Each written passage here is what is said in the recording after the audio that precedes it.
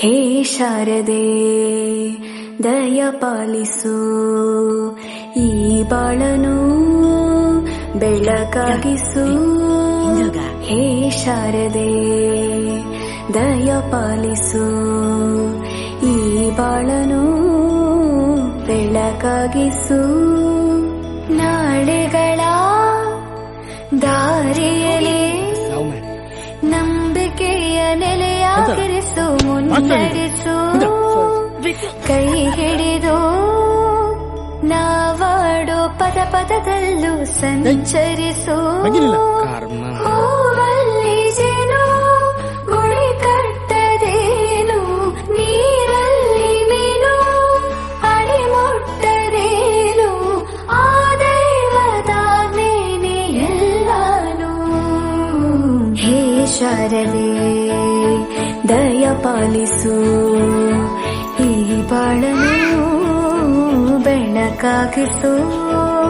ಹೇ ಶಾರದೆ.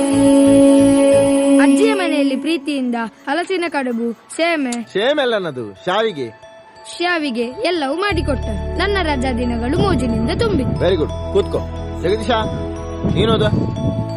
ಅವನಿಗೆ ಬಾಯಿ ಬರುದಿಲ್ಲ ಸರ್, ಮತ್ತೆ ಈಗ ಓದುದು. ಮಾತ್ ಬರದ್ರೆ ಅಂತಾಯ್ತಾ? ದಿನಕ್ಕಿಂತ ಅಂತ ಬರಲಿಕ್ಕೆ ಬರ್ತವ ಅವನಿಗೆ. ನೀನ್ ಬರ್ತಿದ್ಯಾ?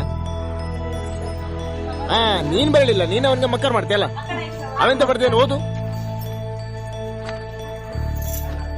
ರಜೆಯಲ್ಲಿ ನನ್ನ ಗೆಳೆಯರಾದ ಸತೀಶ, ಮಮ್ಮುಟ್ಟಿ ನೋಡನೆ ಬಹಳ ಚಂದದಲ್ಲಿ ದಿನಗಳನ್ನು ಕಳೆದೆನು.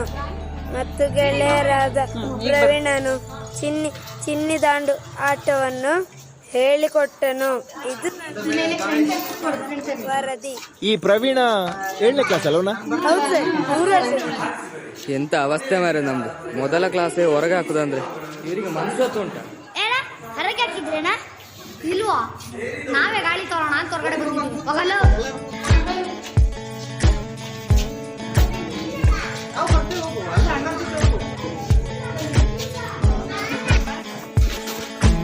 ಕೈಯ